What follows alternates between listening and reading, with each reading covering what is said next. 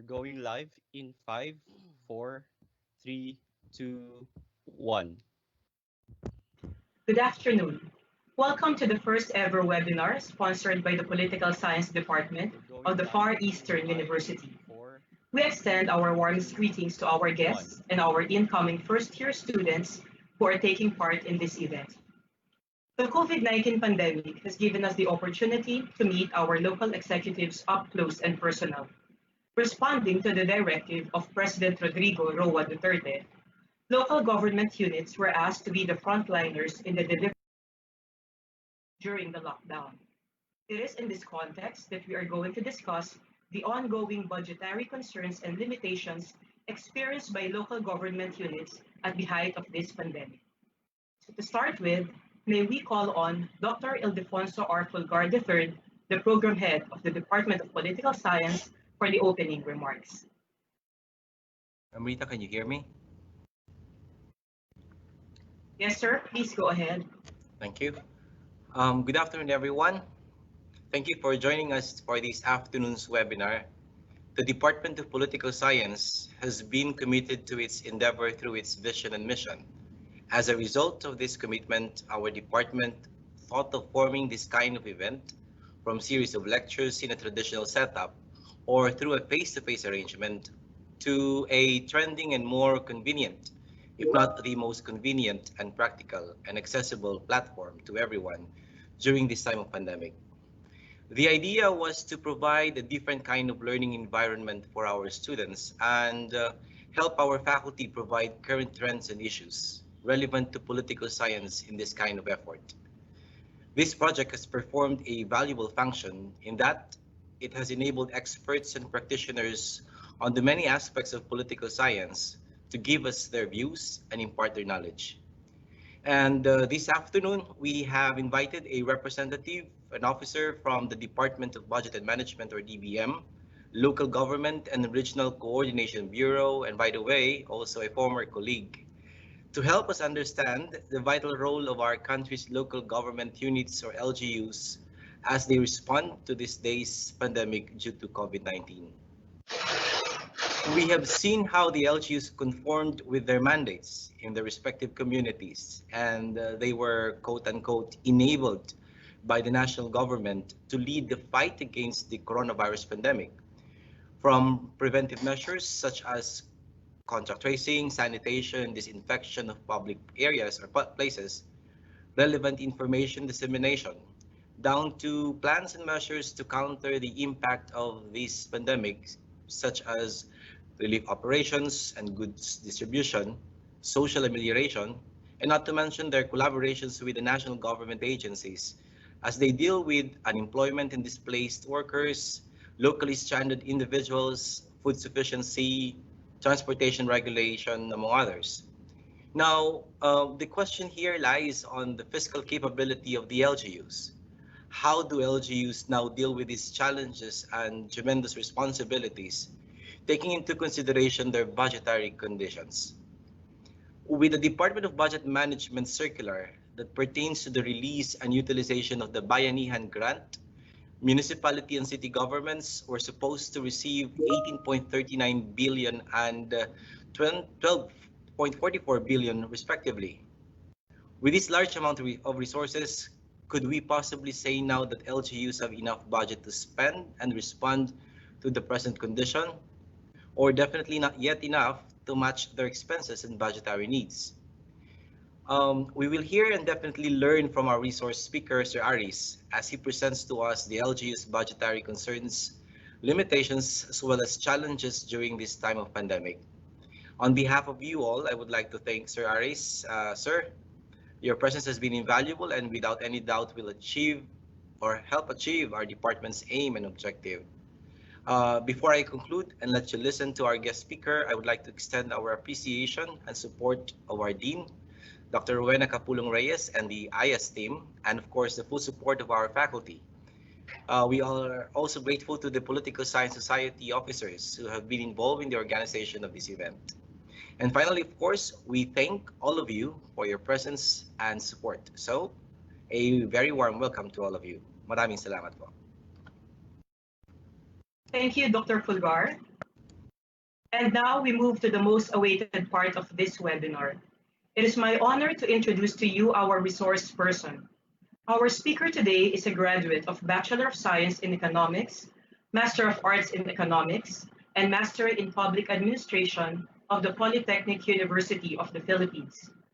He used to teach with our department from 2013 to 2016.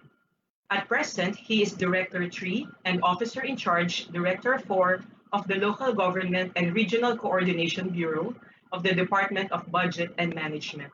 Let us all welcome Director John Aris Macaspa. Thank you, ma'am. So to the FEU Institute of Arts and Sciences, the Department of Political Science, I would like to thank you for the invitation and for giving us the opportunity, the government side, to share some updates and knowledge to our students and to the members of the academe.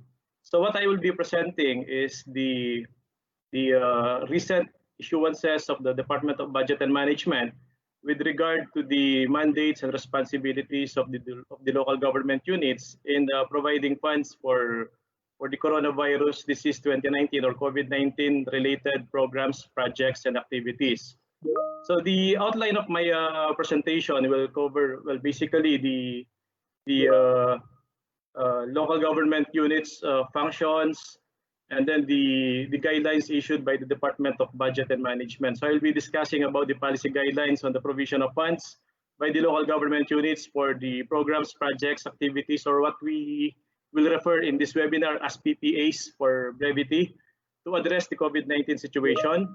The guidelines issued by the DBM for the utilization of the 20% development fund of the local government units, the provisional guidelines on the preparation and approval of the annual investment program, as discussed by, or as already mentioned by Dr. Fulgar, the Bayanihan grant to local government units, and then the guidelines on the grant of hazard pay and special risk allowance to the frontline workers, and the indicative 2021 internal revenue allotment shares of the local government units. But before I proceed to that presentation, to the core of my presentation, let me give a brief background on the legal status of the local government units. So under the Philippine Constitution, there are administrative divisions. We have the autonomous regions, and we have, of course, the local government units. For the autonomous region, we have the Bangsamoro Autonomous Region in Muslim Mindanao. By virtue of the law recently enacted by Congress, that is the organic law for the Bangsamoro Autonomous Region in Muslim Mindanao, or Republic Act number 11054. And then we have the local government units, namely the provinces, cities, municipalities, and barangays. So the cities, the provinces, and the cities are basically under the general supervision of the President of the Republic of the Philippines. So that is provided under Section 4, Article 10 of the 1987 Constitution. And then the provinces are mandated to ensure that their component cities and municipalities are acting within the bounds of the law. And for the barangays, it is the mandate of the mother cities and municipalities to ensure that their component barangays are acting within the within the mandates as prescribed under the law. So for the Department of Budget and Management, the mandate of our agency is to ensure the efficient and sound utilization of government funds and revenues to effectively achieve our country's development objectives. So one of the known mandate of the DBM is the preparation of the national budget. So it is the Department of Budget and Management in partnership with the other government agencies like the Department of Finance, the National Economic and Development Authority, and the Office of the President. We prepared the budget of the national government. So for the budget for 2021, the DBM is mandated, or the President is mandated to submit the proposed budget for 2021 to Congress not later than 30 days after the opening of Congress. So that was from July 27, 30 days from that date, the President is mandated to submit his proposed 2021 budget to Congress. Now, with respect to the local government units, the mandates of the Department of Budget and Management include the release of the allocations to the local government units through the Bureau of the Treasury, specifically the internal revenue allotment, which is the bread and butter of the local government units to fund their operations. And then the shares of the LGUs from the other national taxes, like the shares of the LGUs in the utilization and development of the national wealth, and then the other shares of LGUs from special taxes like the tobacco excise taxes, value-added taxes, franchise taxes, and the like. And then the DBM is also mandated to review the annual and supplemental budgets of provinces and highly urbanized cities. And in the case of Metro Manila, since the local government units here do not have their mother province, it is also the Department of Budget and Management that reviews the budgets of the 16 cities and one municipality, which is the municipality of Pateros.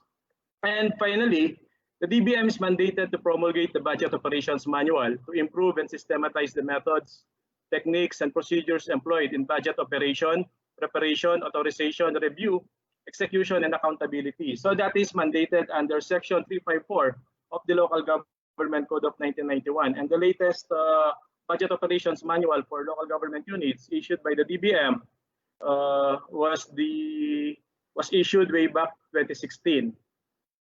So a copy of that manual can be downloaded from the DBM website for those interested.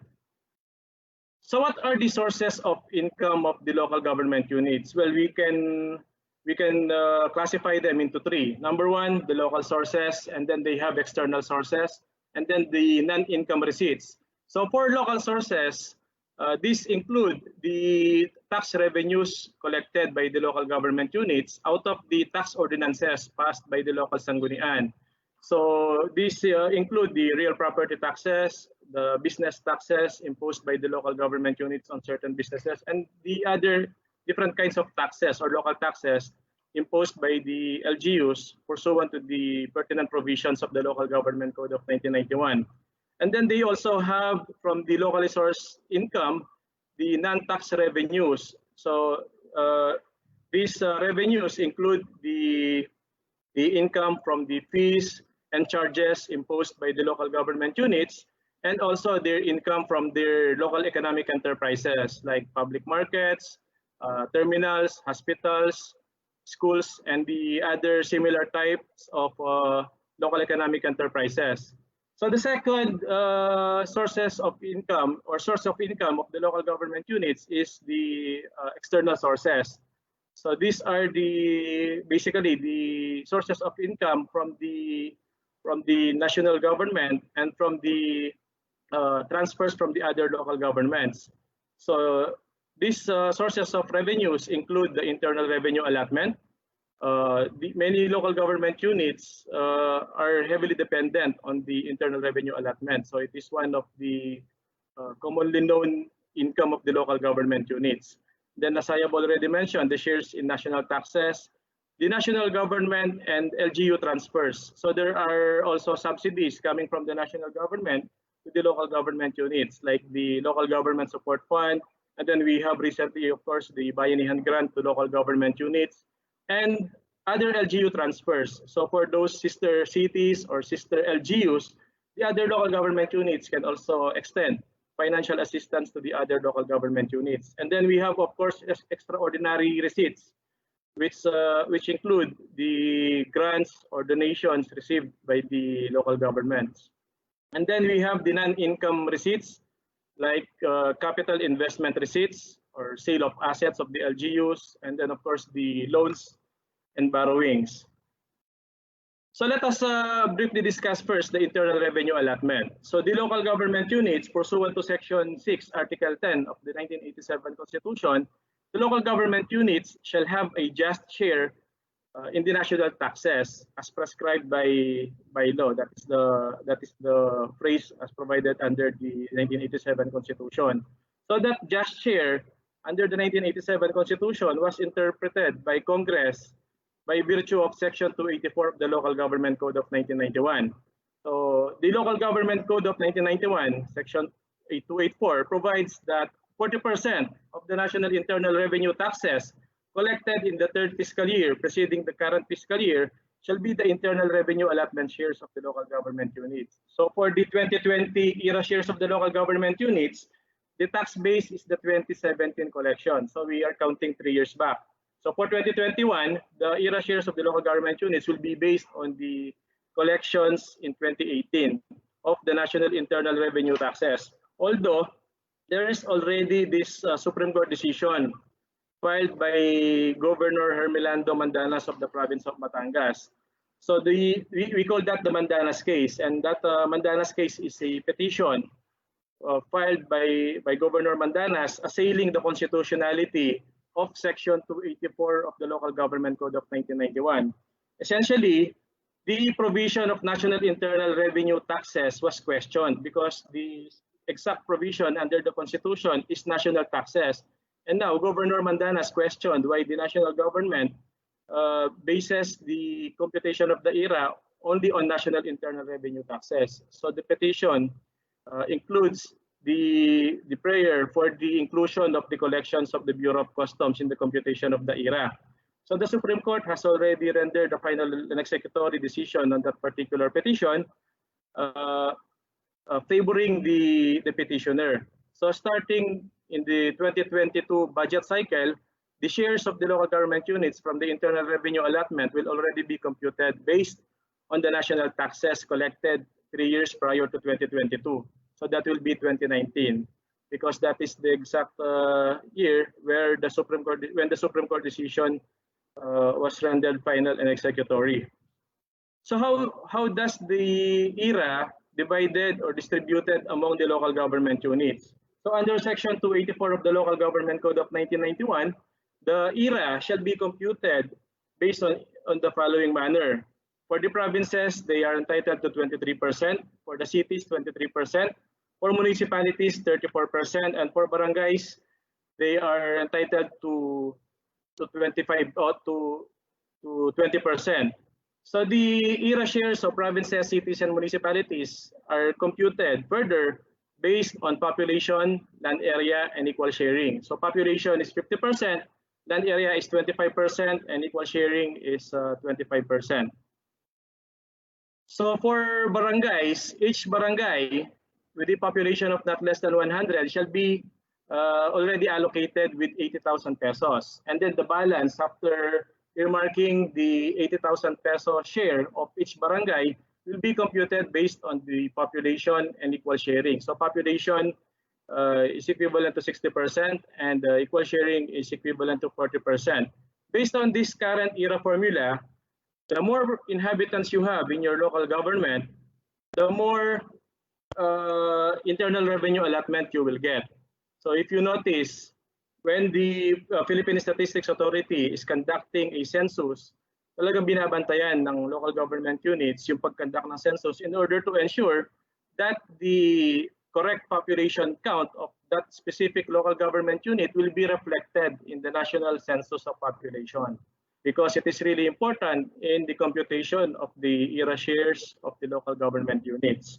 So what we use as of now is the 2015 census of population, which was declared by then President Aquino as the official census of the country, and it is used for all purposes. So we use for the purposes of computing the 2020 and 2021 era shares of LGUs, we still use the 2015 census of population. Although we are also aware that the Philippine Statistics Authority is already conducting census in 2020. So until that 2020 census is declared official, we will still continue to use the 2015 census of population. So the era shares of local government units in 2020 is around 648.92 billion pesos.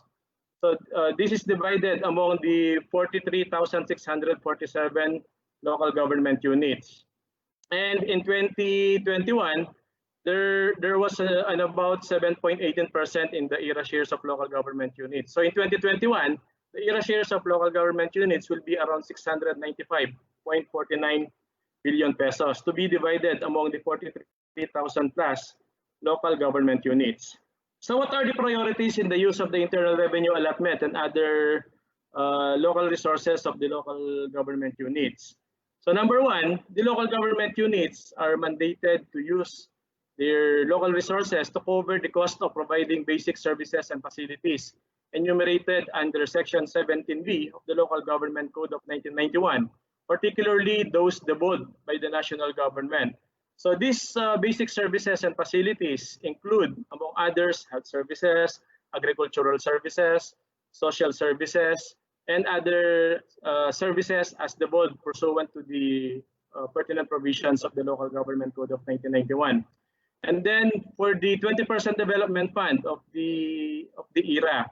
So under the law, the local government units are mandated to use at least 20% of their ERA for development projects. So if a municipality has 100 million ERA, no less than 20% of that should be used for development projects. And what are the development projects that may be implemented by the local government units? We basically divided them into three. Number one, for social services, for economic services, and for environmental services. Although because of the COVID-19 pandemic, we provided greater leeway to the local government units in their utilization of their respective 20% development fund. Before, we required the local government units to utilize their 20% development fund solely for development projects. And when you say development projects, these are the capital-intensive programs and projects like infrastructure, purchase of heavy equipment, purchase of motor vehicles, and the other similar capital-intensive programs and projects. So basically, these are the programs or projects that which lifespan is more than 1 year, and they add to the assets of the local government units. Previously, that is the requirement, and we are very strict about that. But as I have said, because of the COVID-19 pandemic, we somehow relaxed the guidelines on the 20% development fund to enable the local government units to better address the demands of the COVID-19 situation. And then the local government units are also required to allocate not less than 5% of their estimated revenues from regular sources to be set aside as the local disaster risk reduction and management fund. So if the national government has the National Disaster Risk Reduction and Management Fund, or we can refer it here as National Calamity Fund, the local government units are also mandated by law to allocate a portion of their funds for local disaster risk reduction and management. So 5% of their estimated revenues is required to be allocated for that specific fund. And then for the barangays, they are also required to allocate not less than or 10% of the general fund for the Sangguniang Kabataan. So that is mandated under Section 329 and under Section 20A of the SK Reform Act of 2015. So that is for the barangays. So let us also briefly discuss the local budget process before I proceed to the core of my presentation. So what is a budget and how significant is the budget of the local government units in attaining sustainable development and in responding to the constantly evolving needs of the communities? So the budget, as defined under Section 306A of the Local Government Code of 1991, is a financial plan embodying the estimates of income and expenditures for a given period of time, which is usually for 1 year. Because there are portions of the budget like those capital expenditures or capital outlay projects that last beyond one fiscal year. But usually the budget is for one fiscal year only. So what is an appropriation ordinance? I tried to differentiate the two because these two terms are usually used interchangeably at the local level. So the budget is the financial plan, while the appropriation ordinance is the legislative action authorizing the payment of goods and services from local government funds under specified conditions or for specific purposes. So that was defined under Section 306B of the Local Government Code of 1991. So the budget is the financial plan, while the appropriation ordinance is the legislative action authorizing the payment of goods and services. So this appropriation ordinance is a requirement pursuant to the 1987 Constitution, which provides that no money shall be paid out of the government treasury except in pursuance of an appropriation law or ordinance. So without any authority from Congress, you cannot spend a single centavo out of the government's coffers. And the same sa local government units. So there are several functions of budgeting. Number one, of course, to limit expenditures. I think this is a basic problem of economics, of satisfying the unlimited wants given the unlimited resources. So we have to limit the expenditures, and we have to ensure that we are acting or spending within our means. And then proper planning. So we have always espoused the importance of proper planning at the local level, and mandate the local government units to ensure that whatever they will spend out of the local government's coffers are based on their existing local development plans and investment programs. And it also ascertains accountability that programs and projects have attained their targets and ultimately to drive local development. So these are the budgeting frameworks that the budgeting framework that we have for the national government and also for the local government units. Number one, to spend within our means. So we have the dictum in Tagalog, kung maiksi ang kumot, matuto kang mamaluktot. So we always employ that in the government budgeting.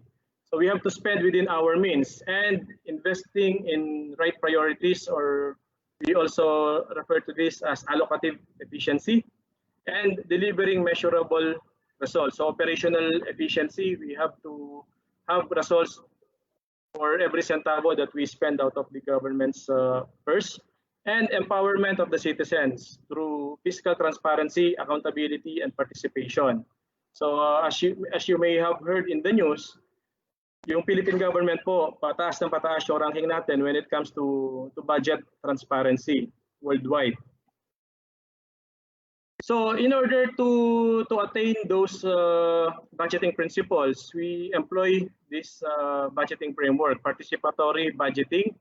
So we engage the citizens through the civil society organizations and people's organizations in the budget process. And then the policy-based budgeting. So this is basically the process of ensuring that whatever money spent out of the government's purse are based on the existing development plans and investment programs and performance-informed budget. So we always use the kasabihan na may kwento sa bawat kwenta. So the budgets of each department or office in the LGU should be computed based on the mandates and functions of that specific department or office. So we all employ this budgeting framework at the local level, and these are highlighted in the Budget Operations Manual issued in 2016 by the DBM. So the local budget process, basically there are 5 phases of the local budget process. We have the local budget preparation phase, and then the budget authorization phase, the budget review, the budget execution, and then we have the budget accountability. So we call it a cycle because the results of the budget accountability phase will be the input for another budget execution phase. So the budgets of the departments or offices within the LGU will be computed and determined based on their implementation of programs and projects, which can be determined based on the results of the budget accountability phase. So we call it a cycle. So for budget preparation, under the Local Government Code of 1991, Section 318, the budget preparation is an executive function mandating the local chief executive to prepare the executive budget for ensuring for the ensuing fiscal year. So it starts with the issuance of a budget call by the local chief executive to the offices and departments of the LGU. And then based on the contents of the budget call, the local chief executive together with the local finance committee, which is composed of the local budget officer, the local treasurer, and the local planning and development officer, will conduct budget forum with the department heads. And based on the budget call and the forum conducted for the department heads, the department heads will prepare and submit their budget proposals to the local budget officer, which in turn will review and consolidate the budget proposals of the department heads. And then based on the proposals of the department heads, the local chief executive together with the local finance committee will conduct budget hearing in order for the department heads and the office heads to defend and justify their proposed budgets. So upon the conducting of the budget fora and meetings, the local chief executive, with the help of the local finance committee, will prepare the local expenditure program. And the local chief executive will also prepare the budget message that will contain the summary of his proposed budget. And the local chief executive, pursuant to the Local Government Code of 1991, will submit his proposed executive budget to the local sanggunian for budget authorization purposes. So if at the national level, we have the system of check and balance, we also have the same system at the local level. So we have the systems of checks and balances at the local level. So magkaiba rin yung function ng executive at ng legislative departments in the LGU. So for the budget authorization, as I have earlier mentioned, this is based on the constitutional provision that no money shall be paid out of the government treasury except in pursuance of an appropriation law. And that appropriation law at the local level is through the enactment of an appropriation ordinance authorizing the annual or supplemental budget of the local government units or the local government unit. So this is a legislative function.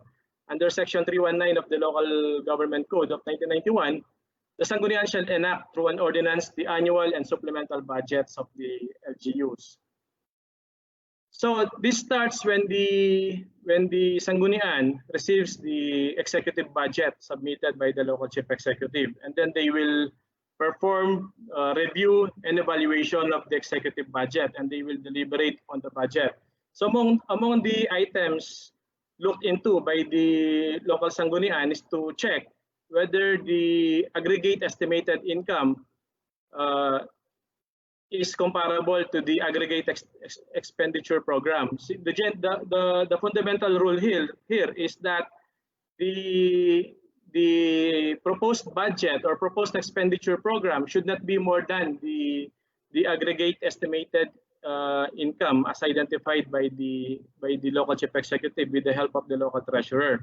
And then to also check if the taxes and fees identified as sources of the estimated income are in accordance with the approved local revenue code. So what we basically check here is whether or not the identified income of the local chief executive can really be met by the local government unit or can be collected by the local treasurer. And to check if the estimated receipts from real property taxes correspond to the total amount of due and demandable real property taxes, including delinquent accounts. So in the budget legislation phase, the local sanggunian does not only take a look at the expenditure side, but also on the revenue side of the budget. And on the expenditure program, the local sanggunian evaluates the overall level of appropriations by department, office, or unit and the special purpose appropriations to check whether or not the provided amounts for the associated PS costs like the PhilHealth, GSIS premiums, Pag-ibig, the personal economic relief allowance, year-end bonus, and cash gift, the representation and transportation allowance, basic salaries, and all are adequately provided in the proposed budget. And basically, the local sanggunian determines whether or not the proposed budget of the local chief executive is in accordance with the provisions of existing laws, rules, and regulations. So upon the review and evaluation of the proposed executive budget, the local sanggunian shall enact an appropriation ordinance authorizing that proposed budget, and that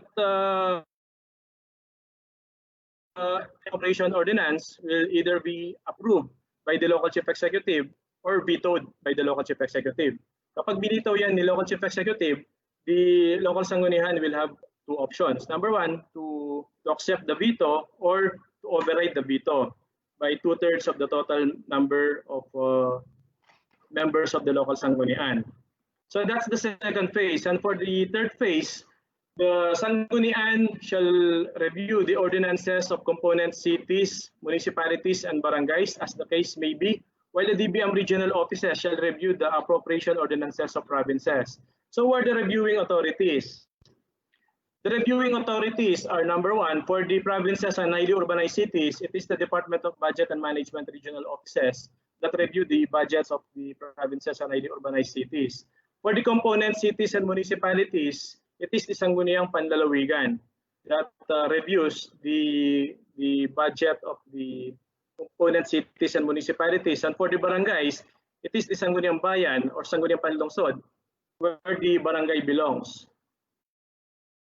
So in the budget review phase, basically what is being reviewed is whether or not the proposed budget of the or whether or not the budget of the local government unit is compliant with the existing laws, rules, and regulations, and if the budgetary requirements and general limitations are met, whether it is consistent with the annual investment program of the local government unit, or if there are no prohibited items of the budget which were included in the appropriation ordinance of the LGU. So basically, those are the items being checked by the reviewing authority.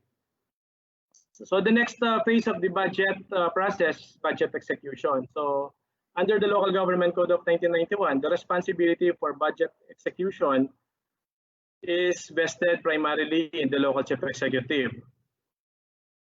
So there are basically three budgetary accounts for this purpose: appropriation, allotment, and obligation. So appropriation refers to the authorization made by ordinance directing the payment of goods and services from local government funds under specified conditions or purposes.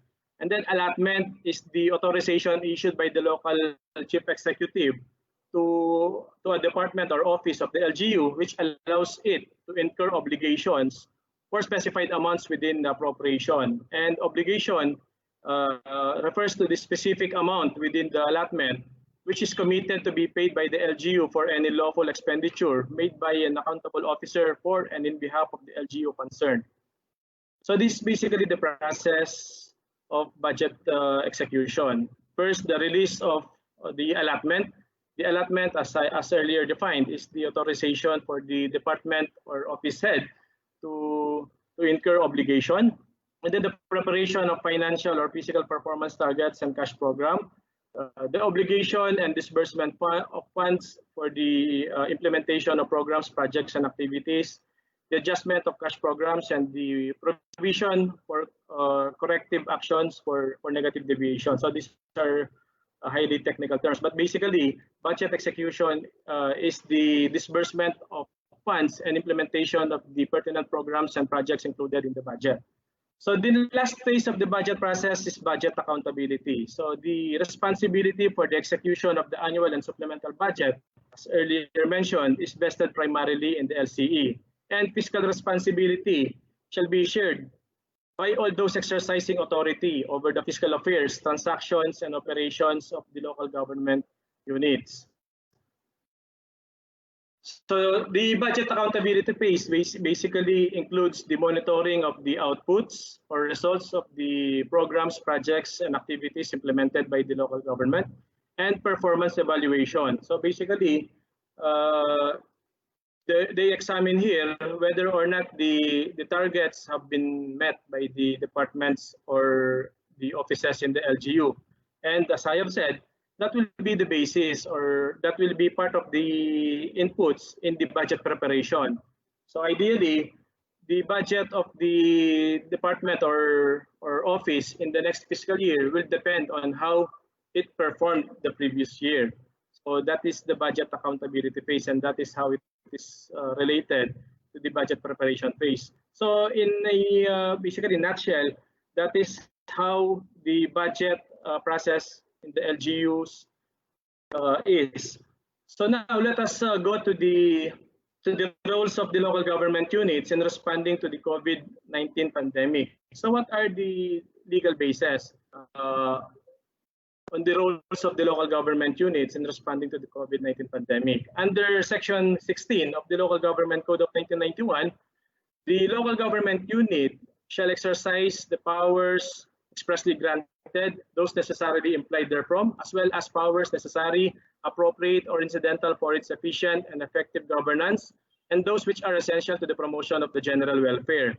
And then under Section 2L of the Philippine Disaster Risk Reduction and Management Act, or RE number 10121, it is declared as a policy of the state to recognize and strengthen the capacities of local government units and communities in mitigating and preparing for, responding to, and recovering from the impact of disasters.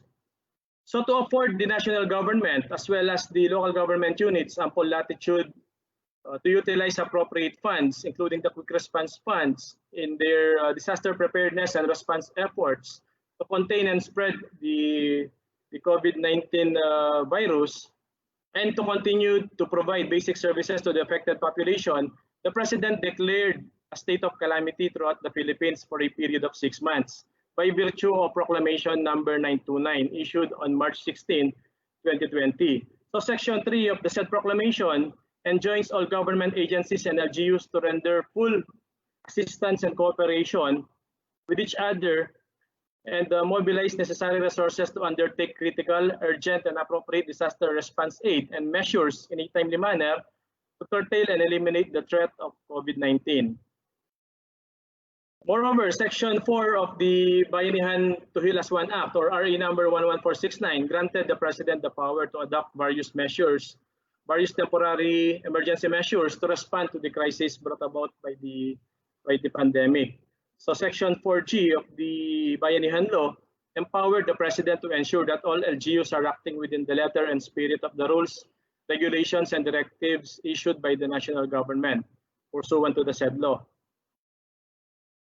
So because the budgets of the local government units for 2020 are already done when the COVID-19 pandemic happened, there was a need for the local government units to effect the necessary changes in their respective annual budgets. Now the question is, when the budget of the LGU is already enacted and approved, can the local government unit still effect changes in its already approved annual budget?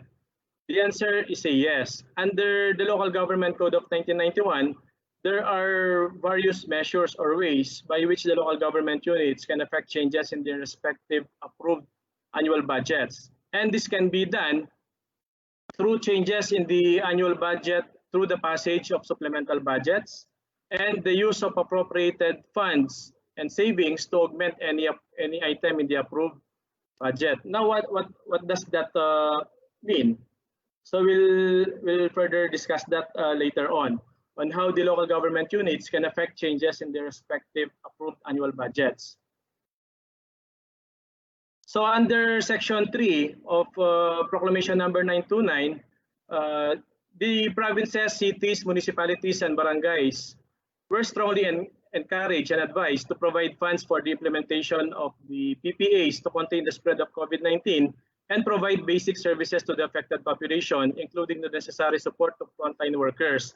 As you know, the national government already has funds for the COVID-19 PPAs, but we also encourage the local government units to provide funds out of the local government units coffers for the COVID-19 related PPAs because the national government uh, cannot do it alone. We need the help of the local government units, and we have to ensure that whatever the national government is implementing is in harmony with what the local government units are implementing.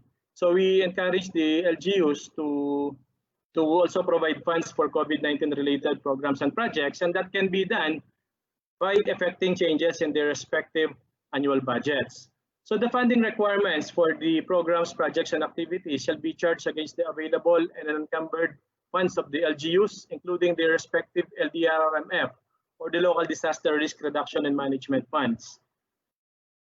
So as explained in the local budget circular number 124, a copy of which can be downloaded from the DBM website for better appreciation, the local government units can effect changes in their respective annual budgets through supplemental budgets. So there are basically three instances wherein the local government units can effect changes in their respective annual budgets through supplemental budgets. Number one, when supported by funds actually available as certified by the local treasurer.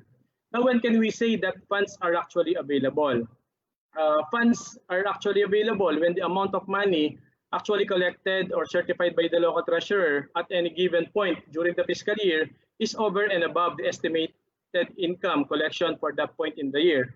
For example, if the local treasurer estimated to generate around 10 million out of the real property taxes collections within the LGU, and then tumaas more than 10 million yung collection niya, that increase in the actual collection can be a funding source for the supplemental budget. So funds are actually available when realized income exceeds the estimated income as of any given day, month, or quarter of any given fiscal year. So kapag may excess in the revenues na hindi na consider ng local government unit in their preparation of the annual budget, that can be a funding source for the supplemental budget. And then funds are also available when there are savings. And when can we say that there are savings? Savings as defined under Article 454 of the Implementing Rules and Regulations of the Local Government Code refer to portions or balances as of any given point in the fiscal year or any programmed or allotted appropriation which remain free of any obligation or encumbrance and which are still available after satisfactory completion or unavoidable discontinuance or abandonment of the work, activity, or purpose for which the appropriation was originally authorized or which result from unobligated compensation and related costs pertaining to vacant positions and leaves of absence without pay. So for example, merong isang programa or project yung local government unit under its FY 2020 annual budget. And that specific program or project can be deferred naman. Pwedeng implement naman yan in the years to come, in 2021 or in 2022 or in the years after 2020. The appropriated amount for that specific program or project can be realigned by the local government unit for other COVID-19 related programs or projects. So for those programs, projects, and activities that can be deferred by the local government unit, pwedeng hindi na muna yan ituloy sa 2021 and they have to effect the changes in the annual budget through the passage of supplemental budget. But the condition, as pointed out in this specific provision, is dapat available pa and unencumbered pa yung pera ng LGU. So meaning buo pa siya. So another instance or circumstance when the LGU can effect changes in its annual budget is if covered by new revenue source. So new revenue source refers to money measure not otherwise considered during the preparation and enactment of the annual budget. Such revenue measures include ordinances passed by the Sanggunian during the fiscal year, but after the annual budget had already been enacted into law, which imposes new local taxes, charges, fees, fines, or penalties, which raises existing local taxes, charges, fees, fines, and penalties imposed by the local government unit. So kung may mga bagong tax ordinances or mga bagong measures or revenue measures yung local government units, for example, the increase in the fees and charges collected by the local government units, which they were not able to consider when they were preparing the budget, the revenues that can be derived from those tax measures or revenue measures can be a funding source for a supplemental budget. Another new revenue source is when there are higher remittances, contributions, or subsidies or grants from the national government, like the Bayanihan grant to local government units. The Bayanihan grant to local government units was done by virtue of the Bayanihan law. Yung Bayanihan law, ngayong taon lang po yan. So the Bayanihan grant to local government units was not considered when the local government units was preparing their 2020 budget. Precisely, or obviously, for the reason that they do not know, or they did not know na meron darating na pondo sa local government treasury at the time they were preparing their budget. So that Bayanihan grant allocation of the local government unit beneficiaries can be a funding source for the supplemental budget. And then in times of public calamity, so like in this present pandemic, the local government units, by way of budgetary realignment, can provide funds for COVID-19 related programs, projects, and activities. So that is one way of enacting or effecting changes in the annual budget of the local government units through supplemental budgets.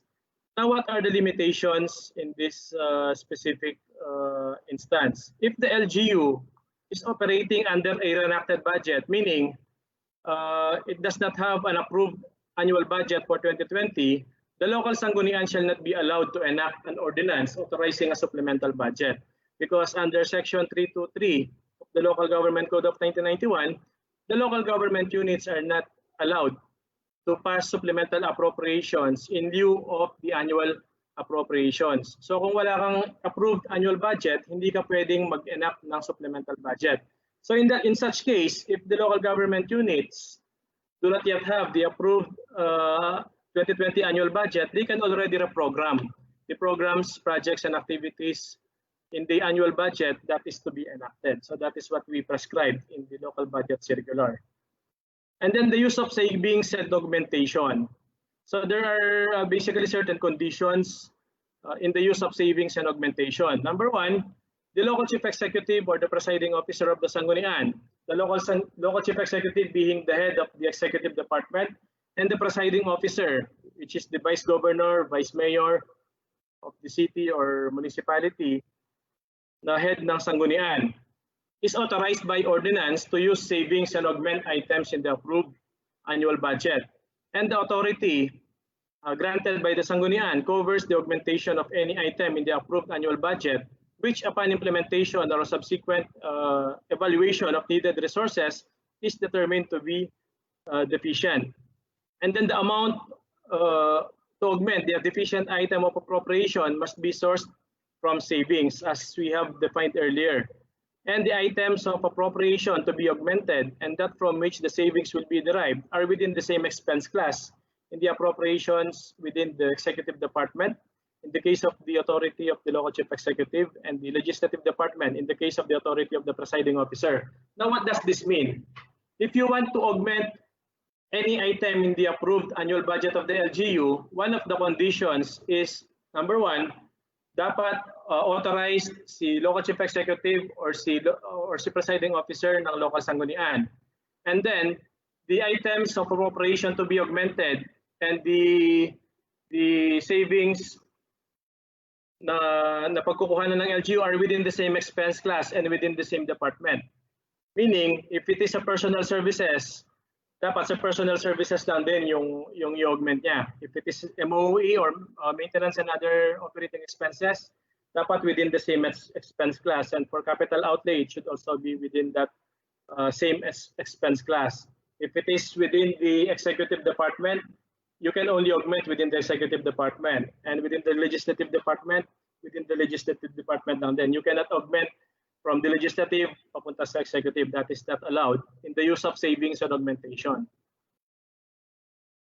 So to ensure full maximization of resources and complementation of the COVID-19 related programs, projects, and activities of the national government and among different levels of LGUs, The local chief executives and other local officials were advised to coordinate and cooperate with the national government agencies concerned and to perform cooperative undertakings with the other local government units. So the provision of funds for COVID-19 related programs and projects should not result to non-compliance by the local government units with the mandatory items of appropriation and other budgetary limitations as prescribed under the code and other applicable laws. So the next guidelines issued by the DBM is the guidelines on the use of the 20% development fund. As I have earlier discussed, the 20% development fund is mandated to be used solely for development projects, and as defined in the 2017 Joint Memorandum Circular between the DBM and the ILG, development projects refer to those capital-intensive programs and projects for social services or for social expenditure, economic expenditure, and environmental expenditure. But given the necessity for the local government units to provide funds for COVID-19 related programs and projects, we authorized the 20% development fund to be used for the other related programs and projects that partake the nature of soft projects. So ito yung mga projects like supplies, equipment. So these are the specific allowable COVID-19 related programs and projects that can be implemented by the local government units out of the respective 20% development fund. Number one, the procurement of personal protective equipment, the procurement of equipment, reagents, and kits for COVID-19 testing, the procurement of medicines and vitamins, the procurement of hospital equipment and supplies, the procurement of disinfectants, sprayers, and other disinfecting supplies and misting equipment, food, transportation, and accommodation of medical and health workers and other LGU personnel directly involved in the implementation of COVID-19 related PPAs, the food assistance and other relief goods for affected households, especially with the imposition of lockdowns, the observance of community quarantine protocols as recommended by the IATF and approved by the President.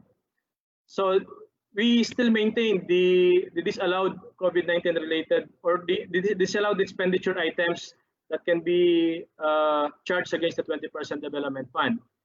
So the 20% development fund cannot still be used for the operating requirements of the local government units, like for the personal services.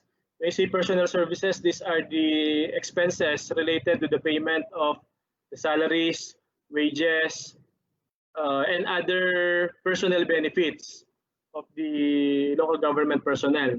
And for administrative expenses like supplies, the communication, utilities, petroleum products, and other general services, traveling expenses, hindi pa rin po pwedeng gamitin yung 20% development fund para dyan.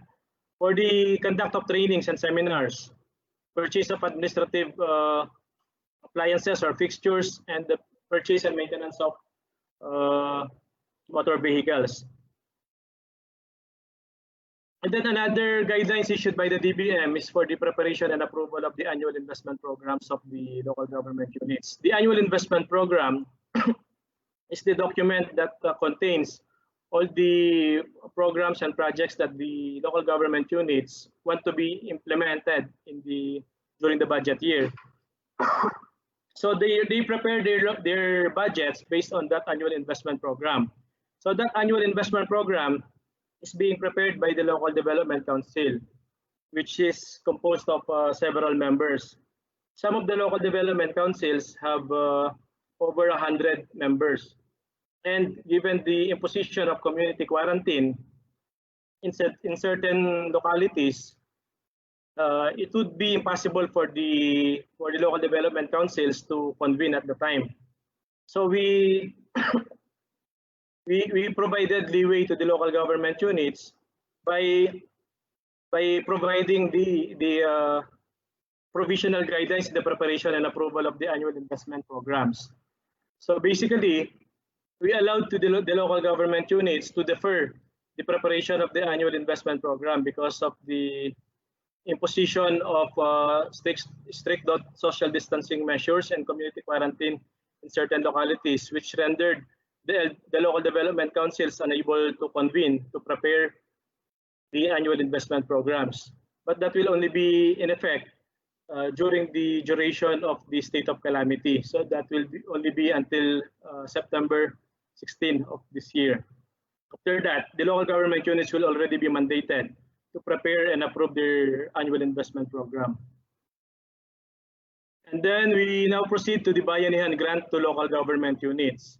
So the Bayanihan grant to the local government units was released to the local government units by virtue of the pertinent provisions of the Bayanihan to Will as One Act that granted the President certain temporary emergency measures and powers to ensure that the government agencies and local government units are able to respond to the COVID-19 pandemic. So the total amount of the Bayanihan grant released by the national government to the local government units is 37.02 billion pesos. And it is broken down into 12.44 billion pesos for the cities, 18.38 billion pesos for municipalities, and almost 6.2 billion for provinces. So the amount of the Bayanihan grant released to the individual LGUs was computed based on the 1-month era of the cities and municipalities and 1/2 of the 1-month era of the provinces. So these funds have already been released to the local government units purposely to implement certain COVID-19 related programs and projects and expenses, including the procurement of personal protective equipment, COVID-19 testing, medicines, and other similar programs and projects.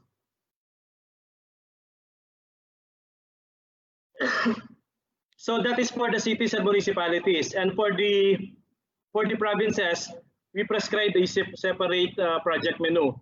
For the provinces, they are only allowed to use their allocation for basically 2 types of projects. Number 1, to augment the funding requirements for the operation of provincial, district, and other local hospitals. And the second one is for the maintenance and operation of checkpoints established by the provincial governments. As you know, during the imposition of community quarantine, may mga checkpoint na na-establish in every province. So may mga kanya-kanya sila na mga in-implement na measures in order to prevent the spread of COVID-19. And we allowed the use of the Bayanihan grant to provinces for that specific project of maintaining and operating the checkpoints established by the provincial governments. Now you may ask, why did we provide 2 separate project menu for the Bayanihan grant to provinces and for the Bayanihan grant to cities and municipalities? The primary reason is that they have the same constituents. The constituents of the province is the same as the constituents of the component cities and municipalities. So we provided 2 separate projects in order to avoid possible duplication. For the cities and municipalities, they are allowed to use their Bayanihan grant for the distribution of relief goods. Now, if we will allow the province to do the same, so there is a tendency na magkaroon ng duplication. So we prescribed 2 separate project menu for the 2 Bayanihan grants in order to ensure na may mga kanya-kanyang toka yung bawat level of LGU when it comes to the implementation of programs, projects, and activities funded out of the respective allocations from the Bayanihan grant.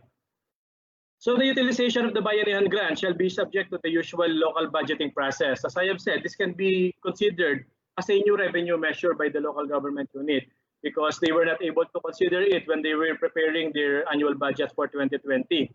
So it should be prepared by the local chief executive and will be approved by the local sanggunian, yung paggamit ng Bayanihan grant. It is the local chief executive does not have a monopoly on what programs and projects to be implemented, and so as the local sanggunian, hindi rin po nila monopolized yung paggamit ng Bayanihan grant allocation nila.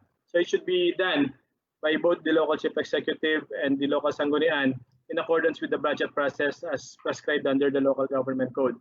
So for easy monitoring and tracking of the utilization of the allocation of the local government units, a special account in the general fund shall be created by the LGU. So dapat meron silang special account dyan para ma-easily matrace nila and ma-monitor where their respective allocations were spent for.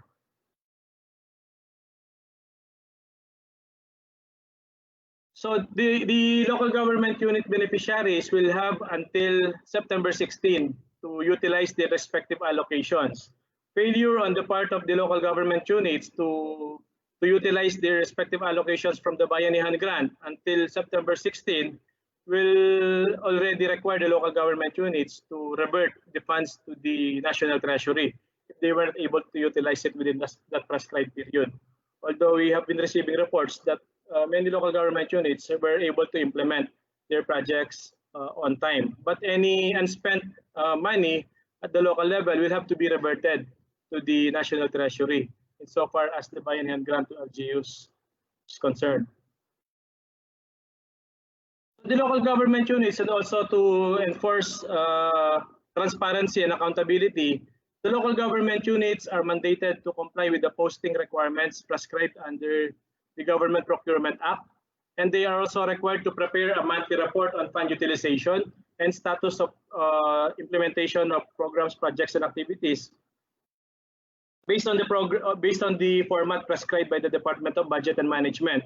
So we require the local government units to post these reports on their website and in at least 3 conspicuous public places in the locality. So if you want to know where your local government unit spent its allocation from the Bayanihan grant, you can check the LGU's website and inquire before the local government unit concerned the places where they posted their respective reports on fund utilization. Required po yun under the issuances released by the Department of Budget and Management in order also to ensure that the local government unit is transparent when it comes to its utilization of the fund, and the constituents will know where the allocation of their LGU were spent for. And then finally, for the grant of COVID-19 hazard pay and COVID-19 special risk allowance, because of the threat or serious health risks posed by the COVID-19 virus, the local government units who are required to physically report to work during the quarantine period can be entitled to an hazard pay at rate not exceeding 500 pesos per day. So kung pumasok ka during the imposition of enhanced community quarantine in your locality, for example, you are in Manila, you are an employee of the city government of Manila, and then pumasok ka during the imposition of the enhanced community quarantine, you can be entitled to a hazard pay that will not exceed 500 pesos per day. The 500 peso is the maximum hazard pay that you can get, whether or not you are a public health worker or hindi. Kahit regular na empleyado ka at hindi ka related dun sa health services ng LGUs, you can still be entitled to hazard pay. So if the local government unit has insufficient funds to fully cover the COVID-19 related hazard pay at rate of 500 peso per person, a lower but uniform rate shall be granted for all qualified personnel. So kung hindi kaya ng LGU na magbigay ng 500 pesos, for example, yung kaya lang niya is 300 pesos, uniformly, yun po yung i-implement na pag-grant ng hazard pay sa bawat empleyado ng LGU na papasok during the imposition of enhanced community quarantine.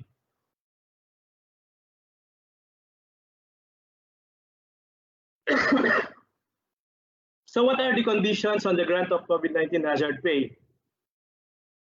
So number one, they have to comply with the conditions set in the budget circular, and they have to comply with the PS limitation in LGU budgets. So what is the PS limitation in LGU budgets? Why can some local government units grant hazard pay and they claim that they are already within the PS limitation? Under Section 325A of the Local Government Code of 1991, the local government units are required to observe the PS limitation or cap in their respective local budgets. For example, for 2020, yung PS limitation lang ng LGUs will be based on their regular income in 2018 because under the law, 2 years preceding the fiscal year yung computation natin ng PS limitation. So for 2020, the PS limitation of the local government units should be computed based on their annual income from regular sources in 2018. So for the first to third income class local government units, the computation is 45% of their annual income from regular sources in 2018 and 55% for lower income class LGUs, meaning for the fourth, fifth, and sixth income class LGUs, including barangays, 55% of their annual income from regular sources, that will be their PS limitation for that specific year. Now, many local government units are already within or are already beyond the PS limitation set under the Local Government Code of 1991. And if such is indeed the case, the local government unit can no longer be authorized to grant the hazard pay. So that is one of the limitations faced by certain local government units in their grant of hazard pay. So it should be charged against the local government funds. So may mga local government units po na nagsasabi or nagre-request, can this be charged against the national government? And the answer is, hindi po yan pwede. It should be charged against the local government funds because the entitled beneficiaries are employees and personnel of the local government units. Therefore, any other personal benefits that can be granted to those employees should be charged against the funds of the local governments. And another COVID-19 related personal benefit is the special risk allowance. So the amount should not exceed the amount equivalent to a maximum of 25% of the monthly basic salary. So this is intended lang for the health workers that will be asked to physically report to work. And just like the grant of COVID-19 hazard pay, may mga conditions din on the grant of the special risk allowance. Number one, they should comply with the conditions under the budget circular issued by DBM, and they should be within the PS limitation, and the funding source should be the local government funds. And then the last portion of my presentation is the 2021 internal revenue allotment and the guidance on the preparation of the 2021 annual budgets of the local government units. Essentially, for 2021, we just made an emphasis that the local government units should still provide and continue to provide funds for COVID-19 related programs, projects, and activities and expenses as may be necessary, given the uncertainty as to when the COVID-19 pandemic will finally end. So what are the COVID-19 related programs and projects that may be implemented by the LGUs? Well, we encourage the LGUs to coordinate with the pertinent national government agencies like the DILG, the Department of Health, the Department of Social Welfare and Development, the Department of Labor and Employment on the specific programs and projects that they should implement and fund in their respective 2021 annual budgets in order to ensure, of course, that the funds of the national government are complemented by the local government units insofar as the efforts of the government as a whole in responding to the COVID-19 pandemic is concerned. So I think that is the last portion of my presentation. Thank you all for your attention. Thank you, Director Makaspak, for your informative and enlightening presentation. You have spoken like a true professor and a true practitioner. To our viewers in Facebook, please feel free to post your questions in the comment section so that our speaker can respond to your queries. At this point in our program, I would like to call on one of our faculty members to give his response to Director Makaspak's presentation. Let us welcome Mr. Paul Michael Francisco of FEU's Department of Political Science. Okay, good afternoon, Ma'am Rita. Can you hear me? Yes, sir. Please go ahead.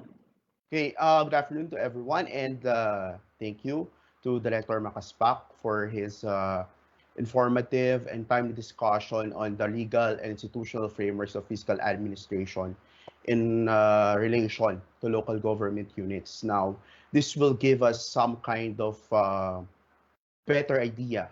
Okay? It will help us better understand the dynamics of local government response to COVID-19 simply because the local government units or any organization for that matter cannot function without the proper funds, without the proper budget to respond to a particular problem, just like this one, the COVID-19 pandemic. Now, in my reaction, I'll try to make this short, but I would like to talk about 3 points. The first one the first insight that I gained from this presentation is that we can never uh, over overstate the importance of the allocation that the LGUs are getting from the national government. This is the reason why that possibly um, the next year's budget we could come up with an idea so that local governments, especially those who are in dire need, those who are hit hard by this pandemic, should get a little more coming from the national government. Uh, Basically, it's trying to introduce some kind of needs-based approach on the needs of this local government unit, especially the lower level local government units like six level municipalities. Um, However, if that is not possible, since we already have legal and institutional frameworks for this one, we could encourage. I think the national government can encourage interlocal cooperation and basically help, okay, help those local government units that are in dire need, especially in responding to to this pandemic. My second point here is that undeniably, LGUs have become frontliners, and this is simply because they are closest to the people, they are closest to their constituents. So that's why a lot of demands would actually come from would actually be received by these local government officials. So what could happen is that aside from uh, looking at these short-term solutions, because these are immediate solutions and we need to resolve them, we could also work on capacitating our local government units more, especially in these kinds of situations, right? So that they can address future problems, address future crises better, okay, and not rely so much on whatever the national government can give them. So basically, this is some kind of long-term solution that I can think of. And since they are the frontliners, they are the ones who can respond immediately to the needs of their constituents. Then lastly, the last point that I would like to point out would be LGUs should establish stronger partnerships with private organizations and civil society groups. And this is important because we have to understand that the concept of governance, it's not really a one-way thing. It is governance, especially in light of good governance. Uh, Government is just one part or one piece of the puzzle. There are also private corporations. There are also civil society groups that must cooperate with government. And in this case, there are a lot of local government units that have not really utilized that kind of partnership. They have not really coordinated the contributions of this private institutions and civil society groups. So basically, they have to establish stronger partnerships so that in times of any kind of crisis, for example, this public health emergency, local government units would have some kind of partners. Basically, they could have funds coming from this, you could say, non-government units, so that they could respond better to these kinds of crises. With that, that's my reaction. Basically, these are insights. These are recommendations that I can think of that both the national government and the local government can implement so that we can address this crisis better. Thank you. Thank you, Sir Paul, for your short but insightful response to the presentation of Director Makaspak. I am pretty sure that our students and our viewers are learning a lot from this webinar. For the next part of our program, I would like to call on board the former program head of the department, Professor Reynold Agnes, to facilitate the open forum. Once again, to our viewers in Facebook, please feel free to post your questions in the comments section so that our speaker can respond to your queries. Sir Agnes? Hi, good afternoon, Mamrita. Can you Hi, hear sir. me? Good afternoon. Yes, sir. Please go ahead. Okay, thank you. And first, I'd like to thank Sir Aris for giving us a comprehensive and detailed discussion about the budgetary processes, concerns, and limitations of LGUs in facing the challenges of COVID-19. I think it is imperative for us to understand the budgetary processes, limitations, and concerns of LGUs because clarifying their limitations is tantamount to defining their accountabilities. Kasi when we speak of budget, this fuels the actions of local government units against the pandemic. So without budget, the local government units cannot make any action, cannot address not only the challenges of COVID-19, but any problem cannot be solved without budget. So it shows the significance of the budget. So my task in this webinar is to read the questions coming from social media participants, particularly those who are watching us via Facebook. And let me proceed to the first question, Sir Aris. This question pertains to the degree of centralization and decentralization of power.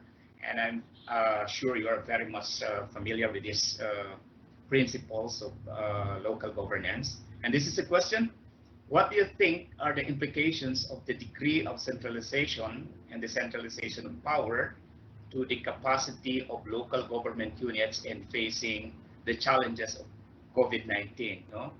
Most especially, we have this Bayanihan Act that centralizes some powers and subordinated local government units, especially in terms of budget. Sir Aris? Yes, sir. Thank you. Well, that is a noted problem din sa atin ngayon sa sistema po ng gobyerno natin, that there is this perceived to centralization of the power at the national level. And this is further highlighted kapag may mga problema or mga disagreement or pag may mga hindi harmonious policy na ini-implement yung local government units and yung national government. Like in the case of the implementation of community quarantine and yung mga pag-uwi sa probinsya ng mga na-stranded dito sa Manila. So there really is this seeming problem of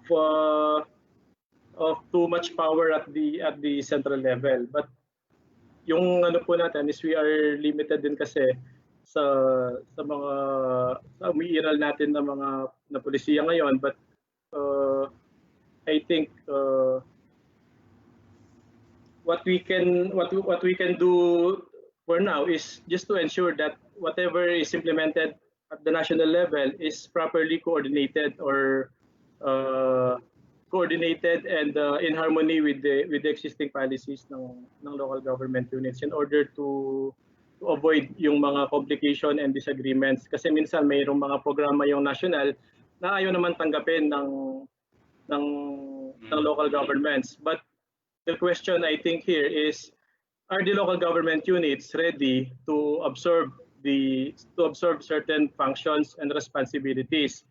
In determining the capability of the local government units to absorb these functions, I think we have to consider then yung kanilang kakayahan, yung manpower, resources of the LGUs, and politically the willingness of the local government units to implement what the specific programs and projects are, yung mga nakalagay po and nakasaad sa ating mga national plans and programs should be properly absorbed and willingly taken by the local government. So I think yun po yung problema, although we are already in the process of capacitating the local government units in order to devolve further services to them, especially with the anticipation of the forthcoming implementation of the Supreme Court on the Mandanas case, which is expected to devolve more money and more fiscal resources to the local government units. And this should also result to a tantamount devolution of greater powers and responsibilities to them. So we are already working with the pertinent national government agencies on what specific programs and projects they can devolve to the local government units. This may not be the exact local autonomy, full local autonomy that the local government units are aiming, but it will somehow give them greater power and greater flexibility in identifying and implementing specific programs and projects which they deem are necessary for their respective constituents. So that's my answer for now, sir. But I think the shifting, if you are talking about the shifting of government from unitary to federal, and therefore giving more services, giving more powers to the local government units, I think that we are legally constrained to have that. But what we can do for now is to clearly delineate the functions of the national and local governments.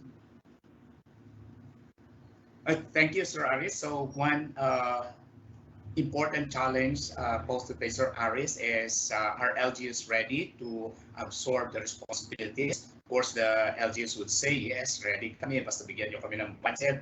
But the Mandanas case is a very important decision of the Supreme Court that favors the local government units that could definitely increase the internal revenue allotment of local government units. So there's another question here, very short. Do local government units budget increase during the lockdown, or they just use their savings? Well, given the imposition of the community quarantine measures, we expect the local government units to have lesser resources as what they have initially estimated. Kasi kung wala po mga businesses na mga in operation, for example, those in the tourism areas. You're from Palawan, sir. I know there are a lot of. We all know that there are a lot of tourism sites there, where the local government units generate a lot of income. But with the imposition of travel restrictions, obviously, the income of those local government units will be severely affected. While there may be local government units na posibleng nagkaroon pa ng additional income because of the lockdown, but generally, mababa talaga yung revenues nila because of the imposition of the restrictions sa movement ng tao and mobility ng tao. Not only at the local level, but also at the national level, because of the limited economic activities during the first few months of the COVID-19 pandemic, like March, April, and May, the revenue generation will be affected. Mm-hmm. So we still have some questions here, Ma'am Rita, but do we still have enough time, or can we ask one more question? I think, sir, we have time. I think, sir, we have time for one more question. Okay, this is very short, and in relation to hazard pay that you've mentioned during your discussion. So the question is, there are people who haven't received their hazard pay. How can we ensure that this will be expedited? We cannot delay such because lives are at stake here. Actually, the grant of hazard. Yes, sir. Sorry. Okay, how can we expedite the release of hazard pay? The grant of hazard pay is subject to certain conditions. It does not necessarily mean that you reported to work. You can already get the 500 or the equivalent amount of your hazard pay. As I have discussed, it is subject to certain conditions, and one of the perennial reasons why the local government units cannot grant the prescribed rate of hazard pay is because of funding constraints. Some local government units do not even have to buy supplies or provide for goods and services for the respective local government units, and much more to grant personnel benefits. So it's a matter of priority din sa mga local government units, taking into consideration the availability of their financial resources and compliance with the budgetary limitations like the PS limitation as imposed under the Local Government Code of 1991. So I think that's the last question, Mamrita. We still have a lot of questions here. Unfortunately, we're running out of time. So I'm giving back the floor to Mamrita. Yes, sir. Thank you, Sir Agnes. Thank you, Sir Aris, for answering the queries of our viewers in Facebook. At this point, I would like to call on Professor Melquiades Acumular Jr. for the closing remarks. Hi, Doctor. Can you hear me? Yes, sir. Please go ahead. Good afternoon, everyone. In behalf of the Political Science Department and Institute of Social Sciences of the Far Eastern University, we would like to extend our sincerest gratitude to Director Aris Makaspak for organizing this event, for providing informative discussion on the limitations and budgetary concerns of the local government units. It is indeed very timely nowadays. And for our alumni, for our students, for academicians, we can now see the interplay and the dynamics of the different theories that we are discussing inside the classroom. Participatory development, you also have transparency, efficiency, control, planning, accountability, and other issues related with local economic development. These are the things that we must not get tired of discussing and cascading to our fellow men. Because basically, if you will be asking us to simplify the discussion that we had, perhaps it can be simplified using our own native language. And allow me to speak in Filipino. I believe na naniniwala ako kapag ang gobyerno at ang mga ahensya nito ay may maayos na sistema, kapag ang mga tao ay may tamang disiplina, lahat ng problema o hamon na dala ng pandemya, siguradong lahat ay ating makakaya. With that, maraming salamat at magandang hapong muli. Thank you very much, Sir Mel, for that very inspiring closing remarks. At this point, we acknowledge the kind assistance of Mr. Kebart Licayan, Ms. Winnie Perez, and Mr. Christian Evasco. We thank Associate Dean Mark Salvador Isla and IS Dean Dr. Rowena Capulong Reyes for providing us guidance in conducting this webinar. And most importantly, we thank you, our viewers, for your time and participation in this event. Keep safe, everyone, and have a good afternoon. Maraming salamat.